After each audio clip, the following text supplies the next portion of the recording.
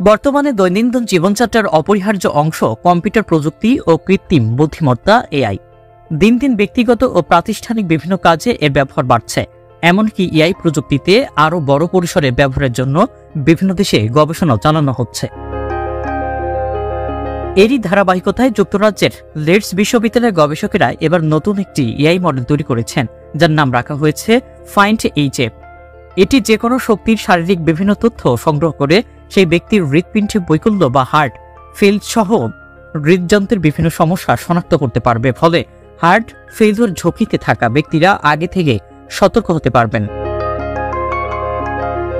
নতুন এই মডেলের বিষয়ে লিডস বিশ্ববিদ্যালয়ের গবেষক ক্রিস কেলো জানিয়েছেন, নতুন এআই মডেলটি রোগীদের চিকিৎসার নতুন সুযোগ তৈরি করবে, এমনকি তাদের চিকিৎসা বিষয়ক তথ্য ব্যবহার করে হৃদযন্ত্রের প্রাথমিক সমস্যাও শনাক্ত করতে পারে এআই মডেলটি।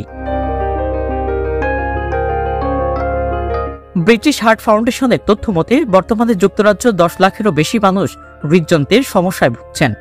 গবেষকেরা এআই অ্যালগরিদমকে প্রশিক্ষণের জন্য 5,65,000-এর বেশি প্রাপ্তবয়স্ক রোগীর তথ্য ব্যবহার করেছেন। এআই মডেলটি হৃদরোগে আক্রান্ত হওয়ার সবচেয়ে ঝুঁকি থাকা ব্যক্তিদের দ্রুত শনাক্ত করতে পারে। লিডস বিশ্ববিদ্যালয়ের গবেষক রমেশ নাতরাজা জানিয়েছেন, নারী ও বয়স্ক ব্যক্তিদের হৃদরোগ হওয়ার ঝুঁকি বেশি। অনেকের হৃদরোগ থাকলেও তা শনাক্ত করতে দেরি হয়ে যায়। নতুন এআই মডেলটি বেশি শক্তিশালী, আর তাই এটি হৃদরোগের প্রাথমিক অবস্থা শনাক্তের ব্যাপারে সুযোগ রয়েছে।